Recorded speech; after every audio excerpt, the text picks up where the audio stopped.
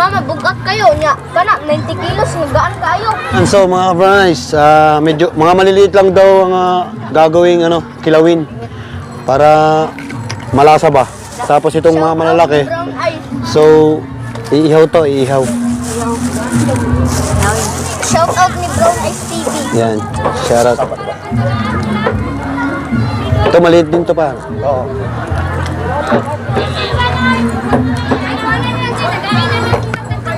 Ngayon ko matitikman tong mga ganitong uri ng luto.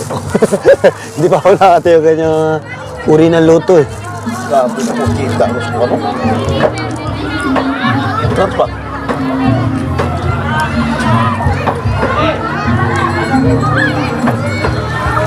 Ayan mga brownies, medyo umiinit ng panahon. So, tamang-tama ito mamaya sa pagdigo ba. Nandito kami sa ilalim ng puno ng talisay. Dito kami nag-iihaw. At dito kami kumuha ng cottage kasi rito, dikit-dikit lang. Yan mga brownies, dikit-dikit lang sila. Yun. Simple lang yung cottage pero okay naman. Tuloy na kaya yan? Tutuloy na yan, kuya?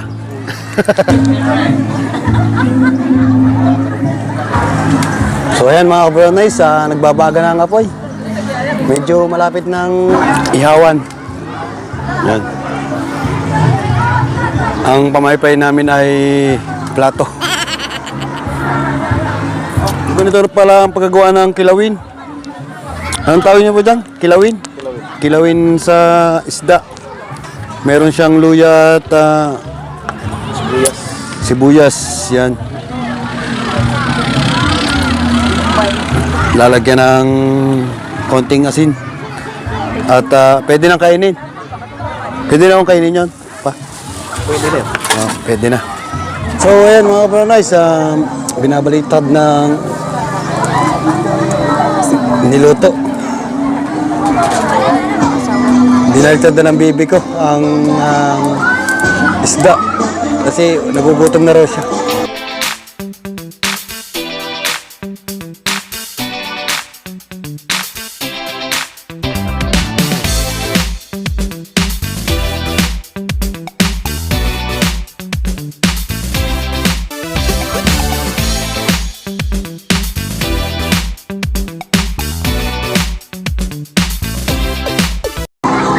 Masarap lang istang ito mga brownies, talagang mataba at fresh na fresh. Mga brownies, ito sa ngayon ang aming luto. Meron pa. Medyo mabagal yung luto namin kasi medyo kakunti na yung yung uling ba. So maluluto rin to mamaya. So ayan mga brownies, kakunin ko lang yung aking utay din sa tabing dagat. At ayan, so ang dami na oh. Super dami na ng mga naliligo ngayon. Utay! Utay! Tay! Tay! Tay! Tara, kain. Kakain na tayo. Tara. So ayan mga brownies, mamaya ikutin natin to hanggang papunta ron sa malayong-malayo. At hanggang dito, yan. Kakain muna kami bago kayo ipasyal sa lugar na to, sa dagat na to, sa resort na to. Yan, mga brownies. Let's go.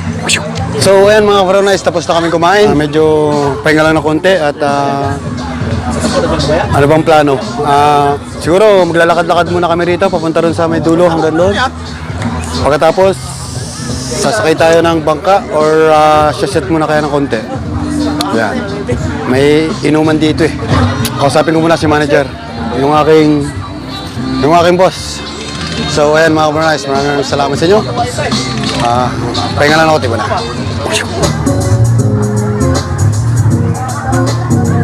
Ano? House mo? Yakin.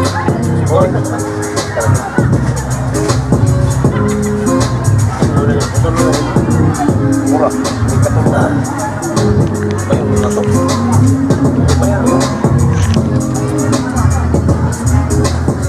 LJ.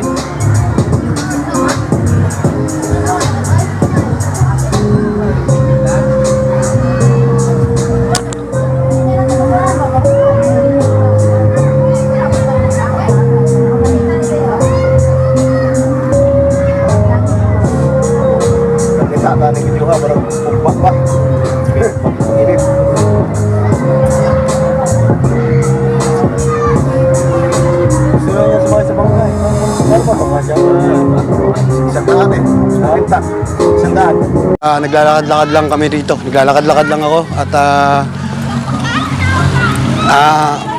daming naliligo talaga rito sa resort na to. Napakaganda ng ng dagat ngayon, kalma. Hindi siya maagos at talagang umiinit na ngayon. Hindi tulad kanina, Diklumba. Hindi siya mainit. So lumabas na ngayon ang ating haring araw para maging maganda ang paliligo.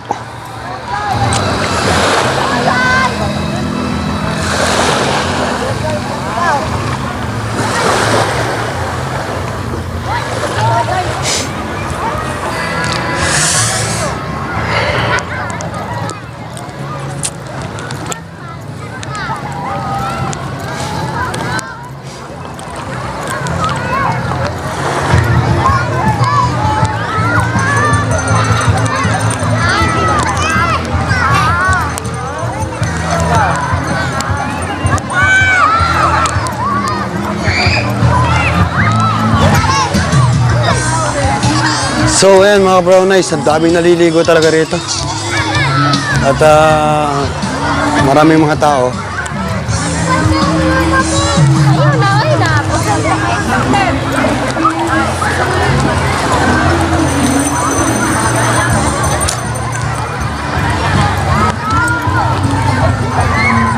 So ayan mga brown eyes, nakasakay na ako ng bangka at papakita ko sa inyo yung papakita ko sa inyo yung okay lang. So, ayan. Para makita nyo yung Oh, pagi kami. Hoy.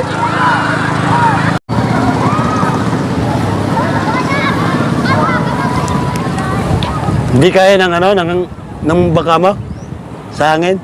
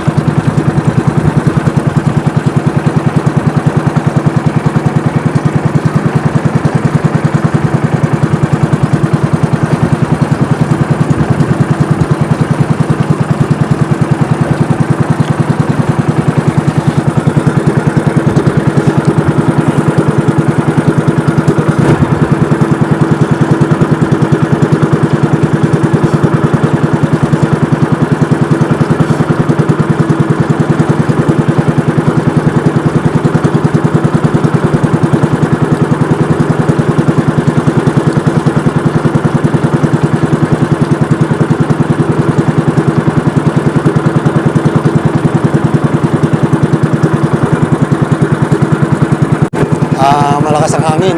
Kahit na medyo mainit, kahit mainit yung ano ng panahon, pag nakasakay ka rito sa bangka at narito ka, namamangka ka sa tabing dagat, talagang hindi mo mararamdaman ang init mga ka-brown eyes at tunay na napakasariwang hangin. Fresh na fresh talaga mga ka-brown eyes sa mararamdaman mo sa pagsakay ng bangka. Napakasarap talaga mga ka-brown eyes.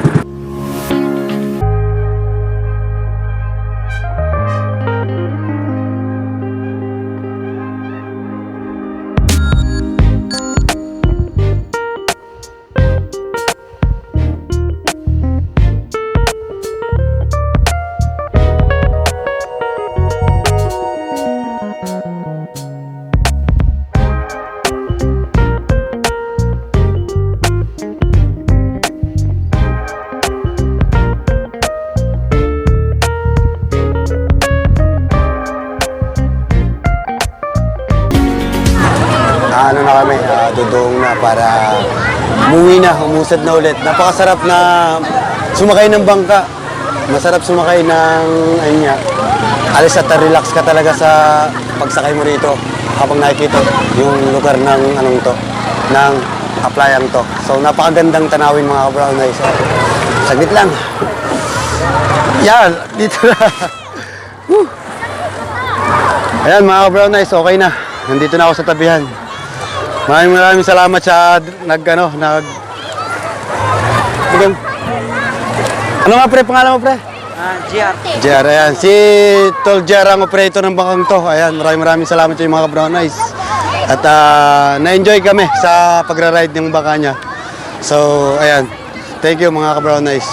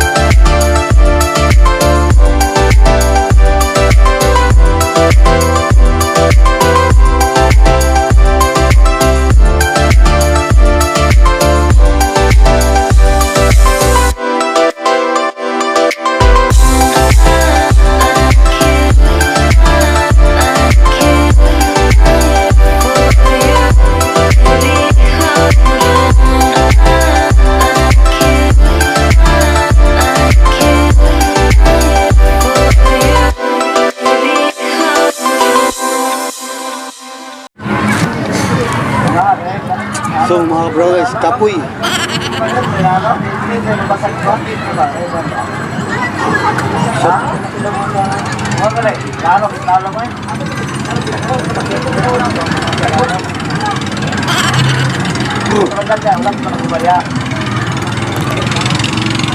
Then abangan nyo muli ang aming mga susunod na video.